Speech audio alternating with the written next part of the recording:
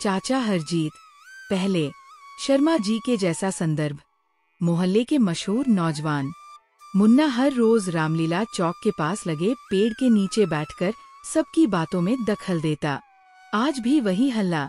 दादी श्री बाबा की तरह गंभीर चेहरा बनाकर कहती, मुन्ना, इतनी हल्ला प्रपंच क्यों?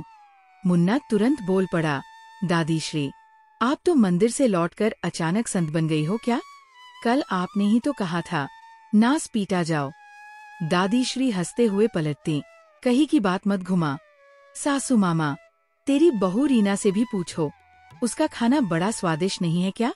रीना तुरंत किचन से झांक कर बोली, अरे दादी श्री, आप हमेशा ही शिकायत क्यों करती हो? राशन खत्म हो गया है तो कल ही बताना था। मुन्ना ने बीच में टोक कर कहा, राशन? मैं तो हर रोज कहता हूँ बाहर का नाश्ता कर लें, घर का खाना रोज पूछने से बनता नहीं। इस पर ममता ने आंखें घुमाई और कहा, तुम खेलने जाओ, पढ़ाई करोगे तभी आगे बढ़ोगे। कहानी को उल्टा पुल्टा करके सुनाने का मन हो तो सुनो।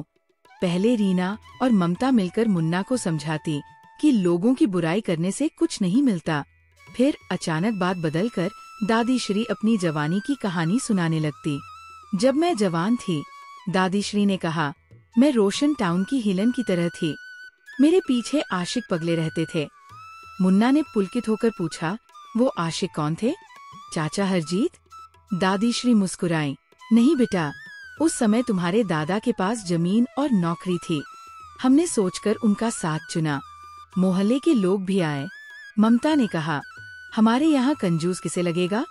तुम्हें साड़ी देनी है या यात्रा पर भेजना है, ये सब बातें तो रिश्तों में रहती हैं। पिताजी ने गंभीर स्वर में कहा, बच्चे पढ़े और घर का मान रखें। पर मुन्ना के कान में जैसे कैंचियां पड़ी हों। वह चिल्ला उठा, अरे दादी श्री, आप तो कहते थे कि दादा मंदिर जाते थे और जंगलों में घूमते थे। दादी श्री ने पलट कर कहा, ऐसा मत बोल, मैं तो बस मजाक कर रही थी। किसी समय कहानी धीरे से मजेदार हो जाती है। जलेबी का दृश्य। नंदू हलवाई की गर्मागर्म जलेबी आ जाती है और पूरा घर खुशबू से भर जाता है। मुन्ना जलेबी लेकर भागने की कोशिश करता है। दादी श्री चिल्लाती, मुन्ना, अपनी लाठी रख, जाओ खेलो, पर मेरा जलेबी मत छीनना। मुन्ना हंसते हुए भागा और बोला, लाठी रखना है तो रखो, मैं खेल कर आता हूँ, पकड़ नहीं पाओगे। और सब हंस पड़ते हैं। कहानी का एक और मोड़। मोहल्ले में बात फैल जाती है कि चाचा हरजीत की बेटी के प्रेमी के कारण किसी का दिल दुखा है। मुन्ना तुरंत दिलचस्पी लेकर पूछता है, तो क्या हुआ? किसने किसकी दुखती रख पकड़ ली? ममता केवल टाल देती है, बछड़ा छड़ा बात है, बड़ी बातें नहीं। फिर दादी श्री बड़े रंगीन अंदाज में बताती है कि कैसे उन्होंने दादा को चुना। मैंने दादा को इसलिए चुना कि उन्होंने पूरे घर का खर्चा चलाने का वादा किया था। पर मैं कहती हूँ, असली प्यार तो साथ निभाने में है, जमीन और नौकरी से कुछ नहीं होता। मुन्ना बीच में फुसफुसाया, पर दादी श्री, आप खुद कहती थीं कि दादा मंदिरों में बुद्धि तलाशने जाते थे। दादी श्री ने आंख मार कर कहा, बेटा, बुद्धि तो हर किसी में होती है, बस काम आए तो अच्छा लगे।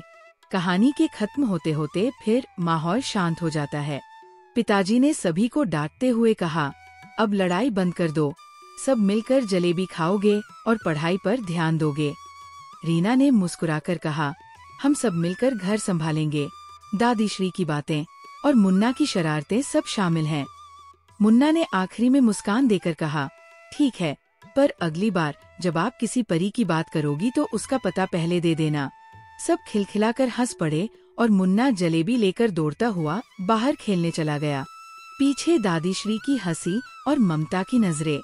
अगर आप चाहें, मैं इसे और भी अलगड़ंग से, जैसे पूरी तरह से सीन वाइज रूप में, या यूट्यूब के लिए नरेटिव टाइम स्टैम्प्स के साथ, या कहानी को छोटे छोटे क्लिप्स में बांटकर डायलॉग स्क्रिप्ट बना दूं।